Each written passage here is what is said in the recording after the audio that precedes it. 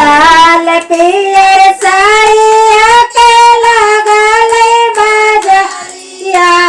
ए गोरो जी लाल पियर साड़िया के लगल बजरिया ए गोरो जी हम तो पहिरम करिया साड़िया आए गोरो जी हम तो पहिरम करिया साड़िया आए गोरो जी साड़िया पहन के हम आलू से बचारा चा ए गोरो जी साड़िया पहन के हम आलू से बचारा चा ए गोरो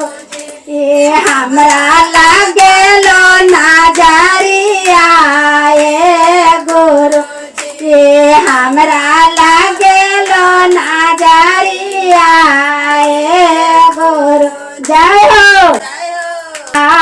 से सहारिया से ओझब मंगाई बा आए गुरु जे खासे सहारी से ओझब मंगाई दाए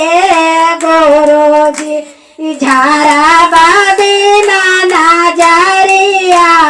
ए गोरो जे झारा बिना नजरिया ए गोरो जे तेने लोक के हम मालिक आगे सिसिया के नालो के हम मालिक आगे सिसिया तोरा लगतो नहीं नजरिया गे सिसिया तोरा लगतो नहीं नजरिया आगे सिसिया दया बिघना गरिया से किरण दीदी बोला बनाए गोरो जे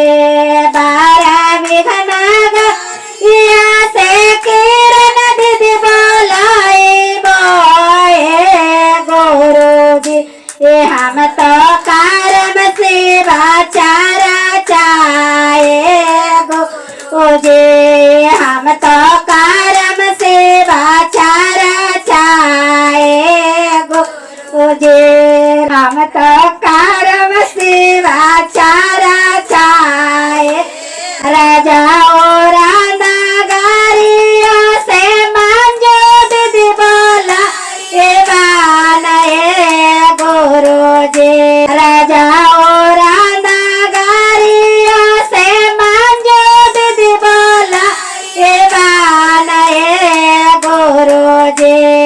हम तो कारम से बाचा चाहे गोरो जे हम तो कारम से बाचारा चाहे गोरो जी पासा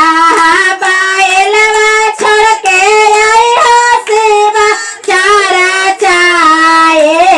गोरो जे पासा बायलवा छोड़ के आई हो सेवा चारा चाहे गोरो जे चढ़ के आई हमारा सालावा आए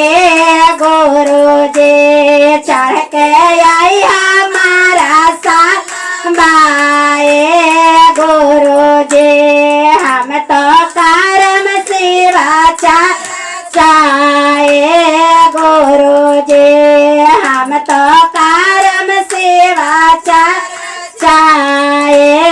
गोरो जी पहला में दया मंगवो दूसरा में चार चाहे गोरो जे